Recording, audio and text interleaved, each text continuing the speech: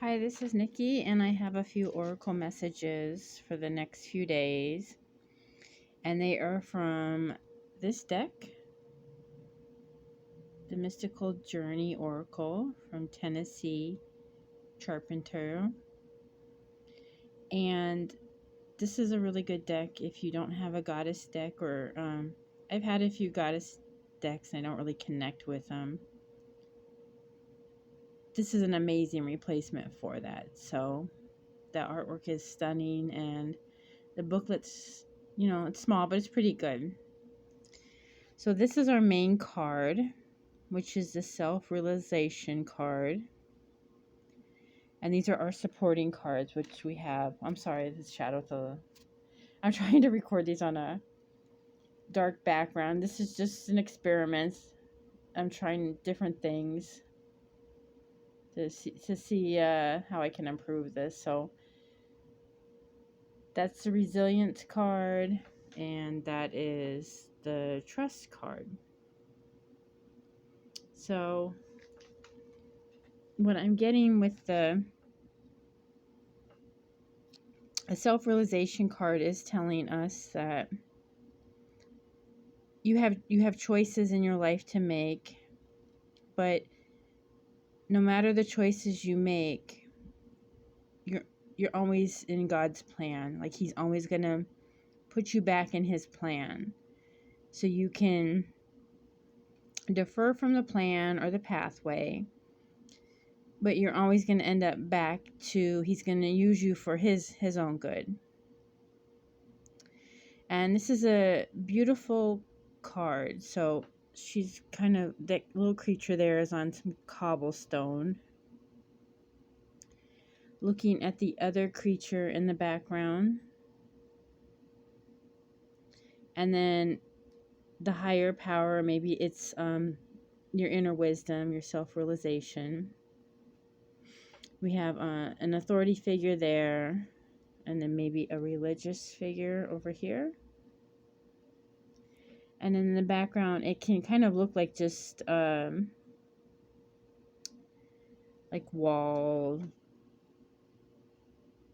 paper of some kind, but when you look closer, it looks like apartments in the background. And I was just kind of, those are, I believe those are, they're called yew trees, YEW, and they're supposed to ward off evil. And what I was thinking about a little while ago was, have you ever seen a tree without all of its leaves on, and how similar it is to the way your lungs look? Or if you look at a river, especially a stream, it can look exactly the way your blood looks underneath a microscope. And there's just so many different analogies on how similar we are to nature. No matter how far we get away from that, we can't ever deny it, really. It's just an absolute reality. And there's a need to accept that, but in a warm, embraceful way. Like it's a good thing, not a bad thing. And this resilience card, she looks like she's wearing some kind of lingerie, but I don't take it as lingerie. To me, it just looks like she's being vulnerable, and that her mouth is covered, that she can't speak. And she's being made vulnerable in a public way. So it looks like she's either leaving the tunnel or it's in a tunnel, and then that looks like a library. And then we have the trust card, which is, you see the two sets of eyes. So it looks like cat eyes towards the bottom. And then can you see at the top there? There seems to be like an authority type of figure. It could be our consciousness. And then the two fish. They either look like goldfish or betta fish. which are also known as fighter fish. That looks like some type of seaweed, maybe. And then, can you see, like, then that looks like either the brain or like a sponge in the ocean. And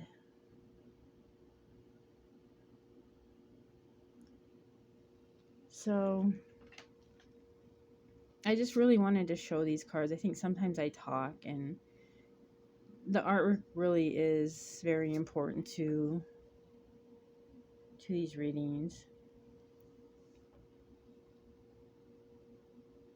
And to kind of see that no matter what you do, you have to trust that God will always keep you on his path if you put him first.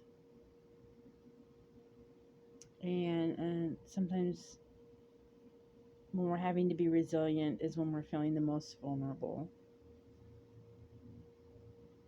And the other thing I was thinking is when you have ways to tolerate the craziness in the world, you are better at tolerating or managing your own craziness, like your own stress levels and dysfunction and irritation and all of that stuff that kind of shows up very negative. And you might be needing to not feel guilty about doing things that don't harm other people, because you're enduring something, you know. We're having to trust a process here. But she is alone, and she's vulnerable. There is knowledge available to her, but it's going to be her choice as to whether or not she decides to embrace that knowledge. And I think this is also too is knowing that maybe you're not on the right path, or that you're far off from your path, or that you're wishing you could get back on your path, and figuring out a way to do that.